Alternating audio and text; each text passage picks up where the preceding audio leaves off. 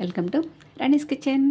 ఈరోజు మీకు నేను పిల్లల కోసం సమ్మర్లో మన ఇంట్లో మనమే చేసుకునే యాపిల్ పుడ్డింగ్ చాలా ఈజీగా, సింపుల్గా, టేస్టీగా ఎలా చేసుకోవాలో మీకు చూపిస్తాను. చూడండి, జ్యూసీగా చక్కగా ఎంత బాగుందో. ఒక్కసారి మీరు ఇంట్లో ఇలా చేసి కనుక పిల్లలకి పెట్టారంటే మళ్ళీ మళ్ళీ చేయమని అడుగుతారు. బయట కొనేవి ఏమీ వద్దంటారని అంత చక్కటి ఈ యాపిల్ పుడ్డింగ్ మీకోసం ఈరోజు నేను చేస్తున్నాను. పిల్లలకి, పెద్దలకి, అందరికీ కూడా ఈ సమ్మర్లో ఒక స్పెషల్ యాపిల్ డెజర్ట్ చేసి చూపించబోతున్నానండి. మూడు ఐటమ్స్. ఒక యాపిల్, నేను ఒక యాపిల్ తీసుకుని దాన్ని కట్ చేసి చిన్న ముక్కల్లో 1 కప్పు యాపిల్ ముక్కలు తీసుకున్నానండి. 1 కప్పు బెల్లం తీసుకున్నాను. అలాగే 1 లీటరు పాలు, 1/2 కప్పు కార్న్ఫ్లోర్. ఇవన్నీ సింపుల్ ఇంగ్రీడియంట్స్. దీంతో మీకు ఇప్పుడు ఈ డెజర్ట్ ఎలా చేయాలో చేసి చూపిస్తాను. ముందుగా స్టవ్ వెలిగించి బాండి పెట్టుకుని మనం ఈ బెల్లంని మనం దగ్గరగా బాగా, అంటే మన చెప్పాలంటే కొంచెం గట్టి పాకం వచ్చేట్లాగా కొద్దిగా వాటర్ పోసుకుని దీన్నంతా మెల్ట్ అయ్యేట్లా చేసుకోవాలి. అంటే చాక్లెట్ మెల్ట్ ఉంటుంది చూసారా, ఆ విధంగా చేసుకోవాలి మనం.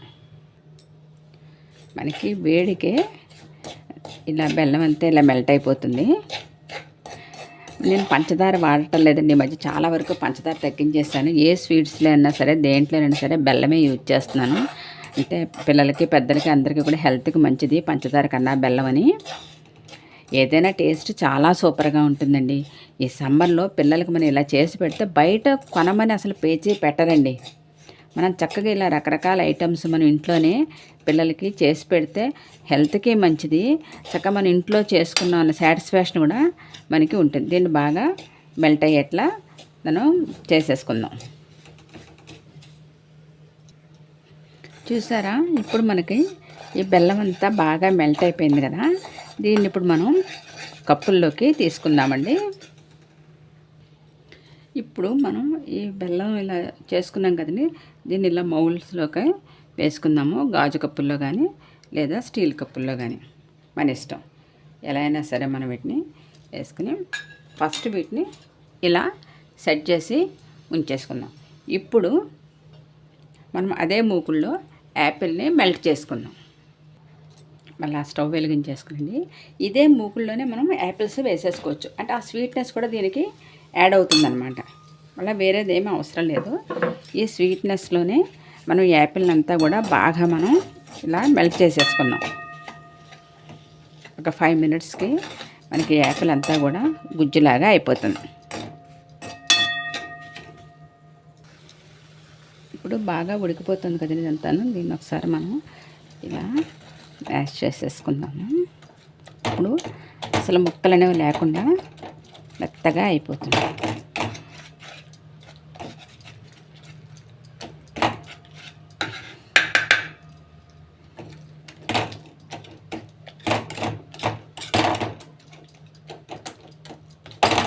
ఒకసారి ఇలా మనం మెత్తగా చేసేసుకుంటే చూసారా, చక్కగా అంతా కూడా దీంట్లో ఇలా మెల్ట్ అయిపోయింది.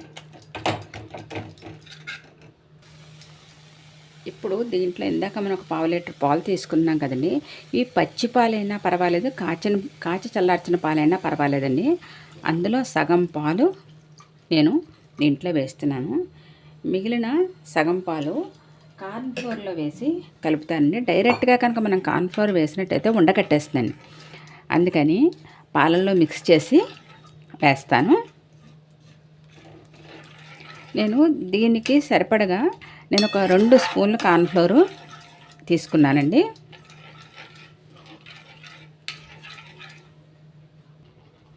నేను ఈ స్పూన్ కొలతతో 2 స్పూన్లు కార్న్ఫ్లోర్ తీసుకున్నాను. ఇప్పుడు కార్న్ఫ్లోర్ అంతా ఈ పాలు పోసి మిక్స్ చేసేస్తానండి బాగా. మనం డైరెక్ట్గా వేసినట్టయితే కనుక ఏమవుతుంది, ఉండలు కట్టేస్తుంది దాంట్లో. ముందు మనం ఇక్కడ ఉండలు అనేవి లేకుండా బాగా కలిపేసుకోవాలి ఫస్ట్. చూసారా, ఇప్పుడు చూడండి చక్కగా కలిసిపోయింది. అదే వేడి మీద వేస్తే మనకు ఉండలు వచ్చేస్తాయి. మనం ఇలా సాఫ్ట్గా మొత్తం ఈ కార్న్ఫ్లోర్ అంతా ఈ పాలలో మిక్స్ అయిపోవాలి.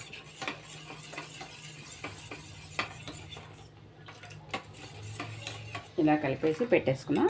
ఇప్పుడు ఈ మిశ్రమాన్ని దాంట్లో వేద్దాం. ఇప్పుడు మన కార్న్ఫ్లోర్ మిశ్రమాన్ని అంతా కూడా దీంట్లో వేసేసి వెంటనే కలుపుతూ ఉండాలండి, లేదంటే చిక్కబడిపోతుంది. వెంటనే మనం దీన్ని బాగా ఇలాగా కలుపుతూ ఉండాలి దగ్గరగా అయ్యేంత వరకు, లేదా ఉండలు కట్టే ప్రమాదం ఉంటుంది. అంటే ముందు పాలల్లో మిక్స్ చేశాను కాబట్టి కాదు, కానీ మనం దీనిలా కలుపుతూ ఉండాలి అప్పుడు దగ్గరగా అయ్యేంత వరకు. దీన్ని నేను ఇలాచీ పౌడర్ వేయటలేదండి, పిల్లలు కొంతమంది ఇలాచీ ఇష్టపట్టలేదు, అందుకని ఇలాచీ పౌడర్ వేయటలేదు. నేను మామూలుగా ఇలాగే చేస్తున్నా.